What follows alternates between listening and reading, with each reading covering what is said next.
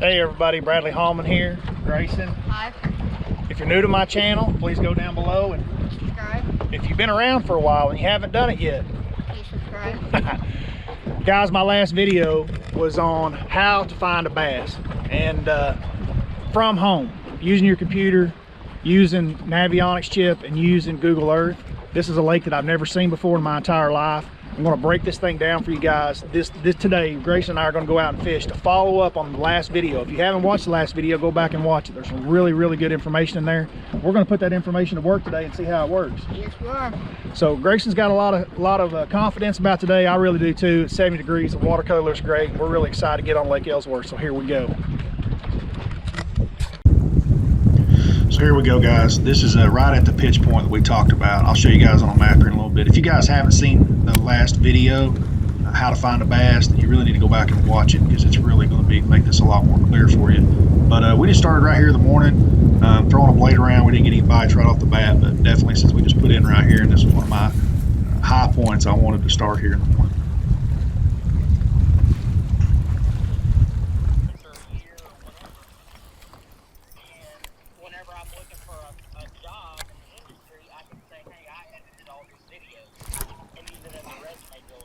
Got one, Grayson. Fish on, Andrew. First flooded buck bush we came to.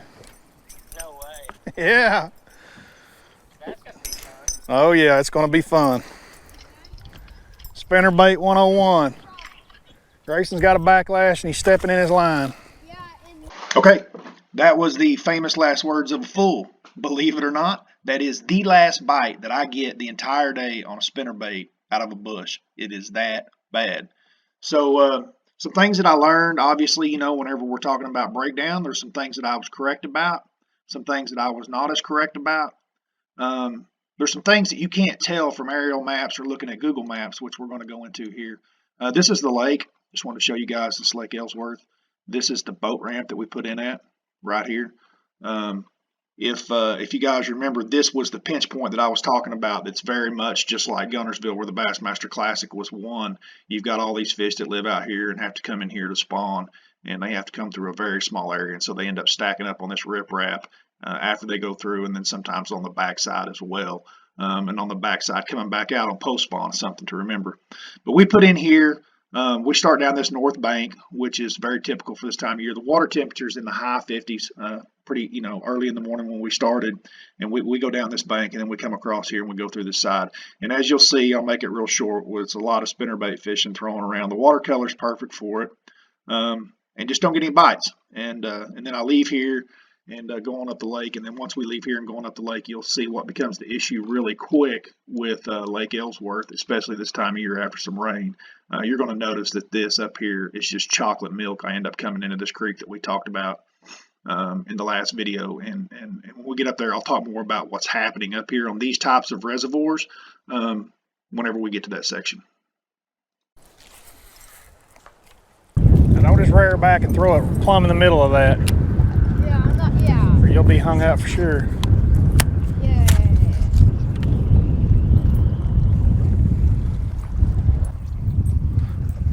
Click your rod down, strap it down for me. Going fast. Yeah, we are. We gotta figure out how to get underneath that bridge. Here, put your rod right here and strap it. It's not gonna fit. Dad, we're gonna hit it. I'm just gonna say I told you so. Okay, we are leaving this end of the lake right here. We put in here and we've been back here fishing. We've caught one fish. Watercolor and everything looks good here. Fished this whole north bank pretty much, primarily, and a little bit of the back of this without any success. So we're out. We're going to go see what the rest of this lake looks like. This is what it's about. You've been here for, you know, never before in your life, and you're just looking for watercolor and different things. And then in the past video, we talked a lot about this area right here, and then, of course, this area up here. Okay, so Grayson and I take off. We run around this side of the island, and we come up north, and we go into here. About the time that I get to here, I realize what's happening on this lake. I live in Oklahoma, and I'm used to this. This is very familiar to me with like Lake Thunderbird that I live next to. People call it Dirty Bird because it stays so dirty. What's happening in these types of reservoirs is the silt and the water feed coming in is so muddy and so silty that over time, these areas of the lake become silted, like severely. And the watercolor is just extreme after heavy rainfalls. And this lake's just come up, it appears. Um, and so I go ahead. I mean, I like fishing in the mud. The problem with mud in the spring is that fresh mud is not what you're looking for. These fish are looking for clear water areas to spawn. They will spawn in the mud because they have to, but overall it affects the overall population of the fish, and so therefore that's why lakes like this one and lakes like Thunderbird, while they are great lakes and I enjoy fishing them, they have good quality. They don't have good quantity. And I'm sure that this lake falls in this. You know, if you guys live down here, don't get on here and ram on me. It's not Sam Rayburn, and we all realize that. But um, it's got those problems and those issues. So by the time you get to here, you'll notice in the next video that the lake becomes just extremely muddy. You'll see in the next video how dirty it is. I think I come in and I run into this north pocket.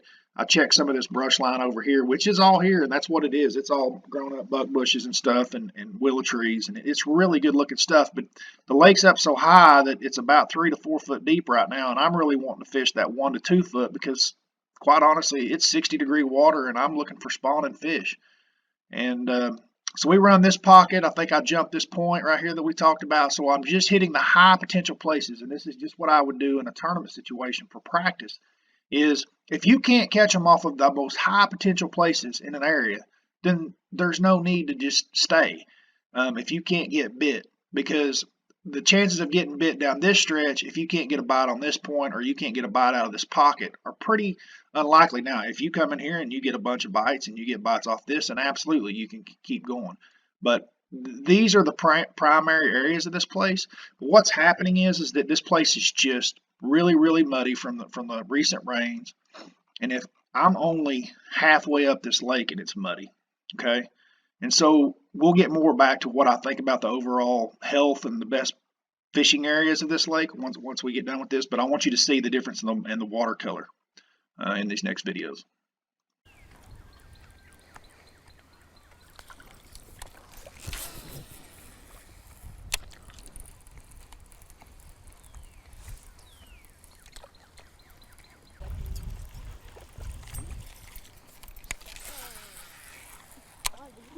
It's only about like 2 feet deep, Dad.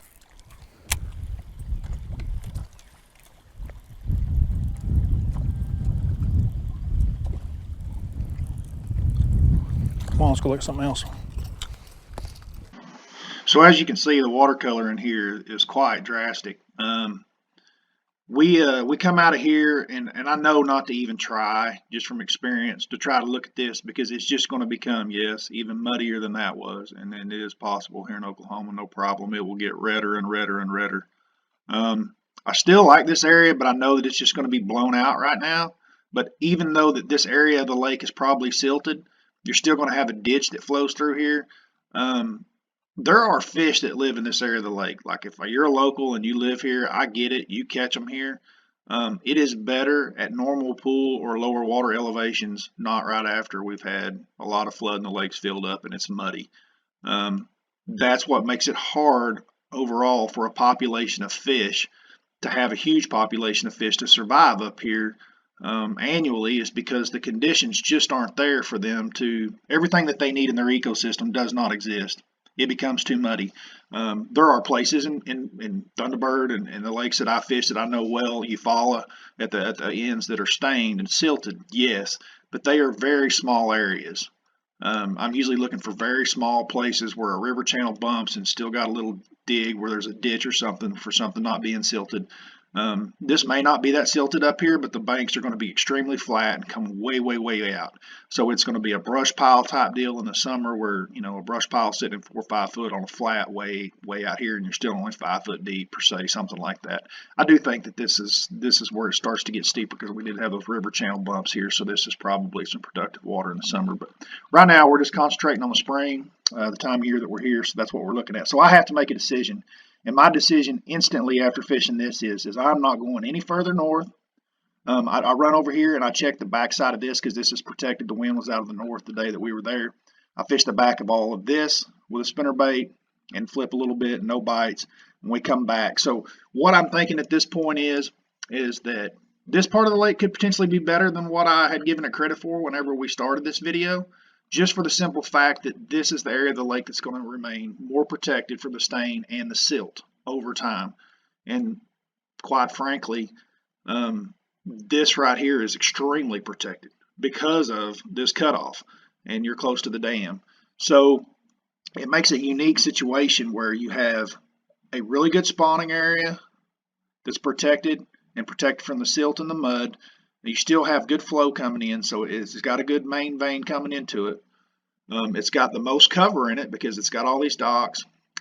You've got the dam and the current here, so then you've got a place for them to come out here and sit in the summertime, which they need flat areas to sit where there's a little movement and to feed in the summer. So this provides a yearly habitat year-round through all the phases that these fish can live. We'll get more into this, but my decision was to come back and work on this pinch point right here. And as you're going to see, the decision was correct because as bad of a day as it was, Grayson still catches his personal best fish, his PB, he catches right here.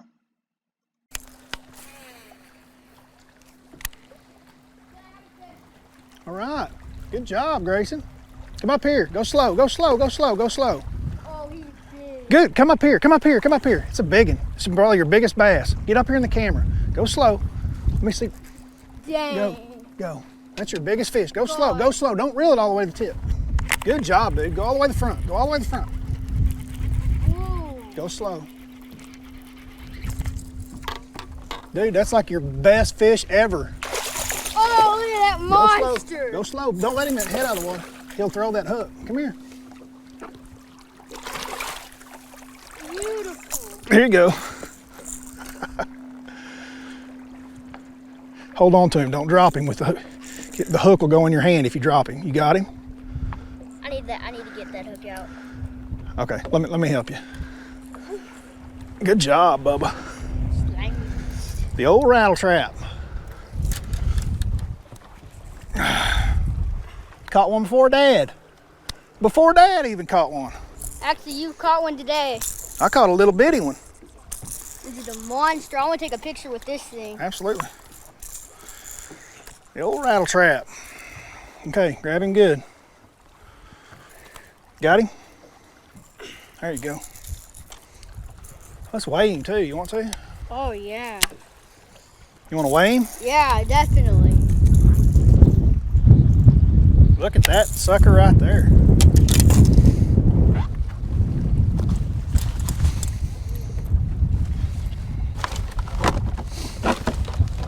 Good job, man. I was going down that riprap thinking, man, we're just not going to catch very many fish today. And Grayson says, I got one. I thought I was hooked and it was just sitting there. I'm like, God. Are you kidding me? Look at that. 6.68 pounds. Can you see that? Can you get your phone, take a picture of it? 6.68. There's your PB right there, buddy. You was just telling people the other day that a 7-pounder was your biggest. That's the biggest bass you've ever caught. No, a 6-pounder was the biggest. That is awesome. And it is true. Look at this flying fat body.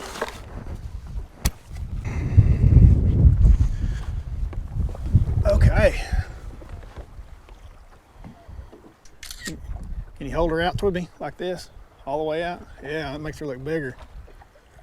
Perfect. Can you hang her by one hand? You can do it.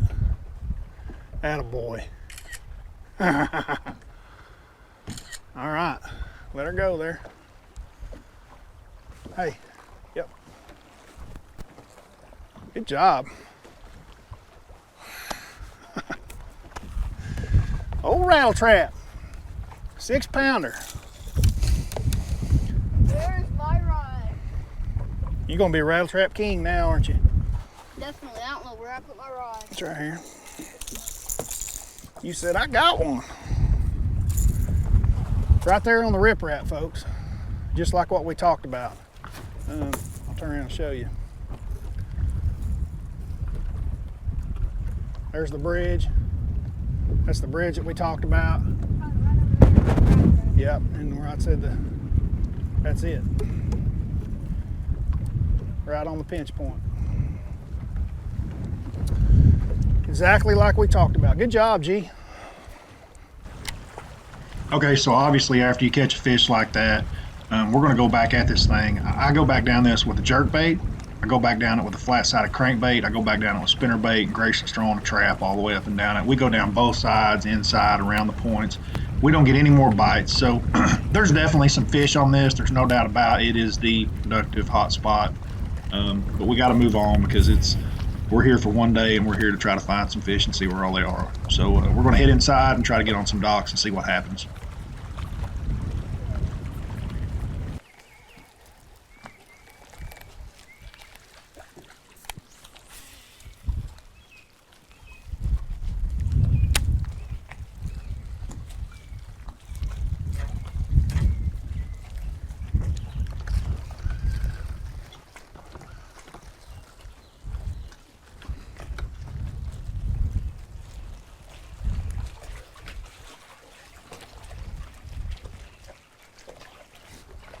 I got one out there. Ah, I broke her off. LBJ. Behind these docks. Golly, I can't believe I broke that fish off. 3-pounder. Yeah.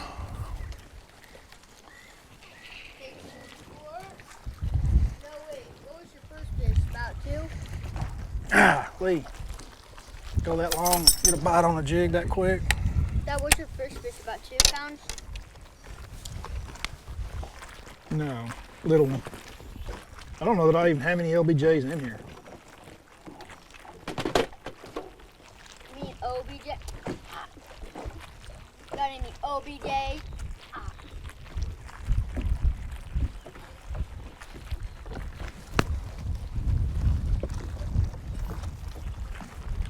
I don't know how I don't have them. I did a show on them. Wait, Dad. The bass tank. Never heard of them. Well, that's good. That's a sweet ass boat, dude. Thank you. But that's what he's charging. You got somebody down here guiding for $1,000 a day? John Jones, you know. No, you're out. Oh, well, you know, he's up there.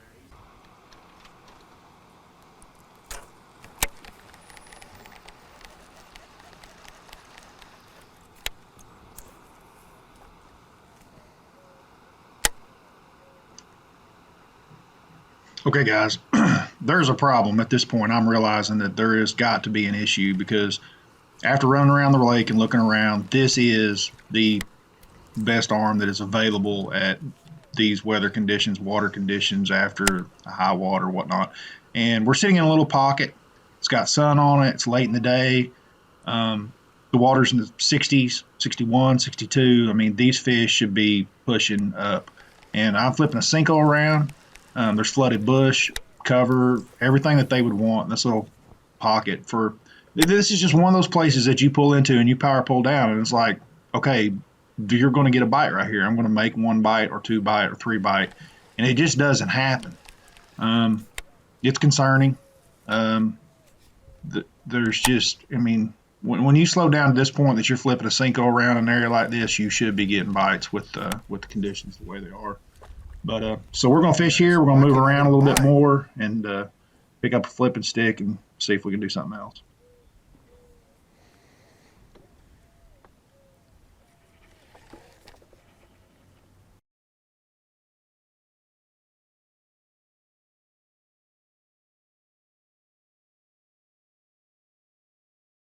Hey, gosh damn, that was a bite.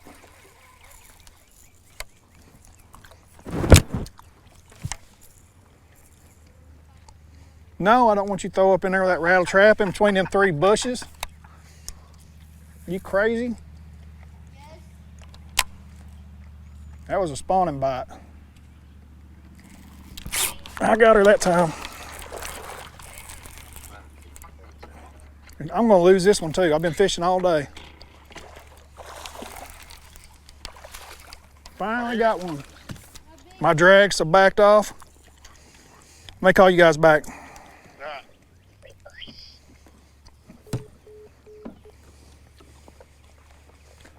All day long in the back of a north end pocket, spawning fish.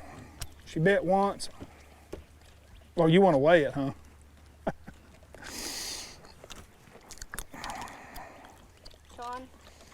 Finally had to tie on a tube.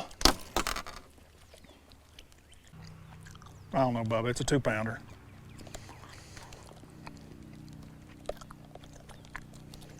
You wanna let her go? No, just grab her by the mouth. Don't drop her.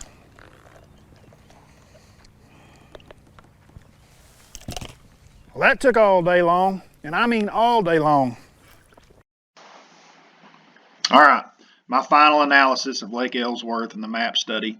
Some things that I was correct about, obviously, were these pitch points and some of these pockets, this one being one of them. Wrong about this one for right now just because of the watercolor and the fact that it's rose so much with it being so muddy, which is really taking out a big portion of this lake right now. If I had to go back tomorrow, that's what we're really looking at. If I had to go back tomorrow, without a doubt, I feel like I could catch some fish. First of all, I definitely have to put some LBJs in my boat because I did not have a single another jig. I don't know how that happened, but there's no doubt that these docks are a player. They've got deep water underneath them. These fish probably live here year round. So if you guys live here, you'd probably be mad at me. There's some great points to this. Guys, if you're bank fishermen and you lived in Lawton and you're looking for somewhere really good to fish in the spring, dude, I promise you, right here, you can walk right up here. This is a tackle store, bait store, gas station type place. But you can walk right up down this bank if they'll let you, and I guarantee you can catch them all the way around through here. Also, for people that are not bank fishermen, you're looking for somewhere to fish. If you happen to have a kayak, you cannot get back behind this bridge right now with the water level the way it is, and therefore the back of this creek should have some fish in it spawning. It should be protected, hadn't had much pressure on it. A kayak could be the way to get there and do it. Really nice campgrounds areas here and stuff, but overall for fishing, for bass fishing out of a bass boat, if I came back tomorrow, I'm going to focus on this riprap. I'm going to focus on these docks. I made a lot of money with an LBJ in my life behind docks, and I didn't get to spend much time back there before I broke my jig off, and she just had me over a cable. I saw the fish, but those cables are hard on that line. It'll break that fluorocarbon. But these docks right here are very difficult to get behind because they're so close together. It's another thing that for bank fishermen, if you can get in there and fish, it's a really productive looking area. These pockets here to the north, this one is a really good looking pocket, and this one right here is where I caught that fish that you just saw, that last flipping fish. So there's a few fish moving up. There's obviously still some fish staging because that's where Grayson's was. So that's a pre-spawn stage fish that's around this pinch point. You could probably find some stage fish somewhere around this point as well. And some of these points coming down through here are going to be the same way. And then you might find a few in these little pockets that's got some brush and stuff in here. So I would imagine, if I was guessing, I'm not from this area, and just like I said, it's the first time I'm on this lake, the riprap of the dam might not be a bad place. It's not where I want to be starting in April, or starting the spawn, which we're real close to April. It's March 26th. It's not my ideal place, but that's what this lake has to offer. It's the clearest water on the lake right now is right there. I did not get over into here. I would imagine that it's stained and got some silt issues too, but there is a potential that this thing has better watercolor than some of the arms on up the lake right now. So for what it's worth, I want to come back in the summer when this thing's chilled out a little bit and watercolor's kind of settled, and then allow me to roam, because there's some really cool looking stuff offshore up here that I saw that I think, a lot of these bigger, what this lake's going to have is going to have fewer fish, but the ones that it has are going to be quality, like what Grayson caught. Thunderbird's the same way. Just doesn't have a big population, but it's got some really nice fish in it. So overall, that's pretty much how we performed after the preview of what we saw, and that's pretty much what we settled on, was this area of the lake right here because of watercolor primarily. If we were forced to fish in some of these other areas up here, I think that it would be extremely, extremely tough days. Well, Lake Ellsworth got the best of us, Yep. but you got the best of it too. You got your PB? Yep. All right. Good job. Good job. Not what we expected today, but we got quite a bit out of it. We had a good time anyway. Yep. And I've been on the phone today with some more guys catching them in different lakes around the state. So I don't think I'll be back to Ellsworth until, maybe a month or so, let this thing warm up. But good looking lake. Definitely want to come back. It's got some powerhouse spots in it. Want to thank you guys for watching. Again, if you haven't subscribed, click below, hit subscribe. And I think we're out of here, Grayson. Peace out.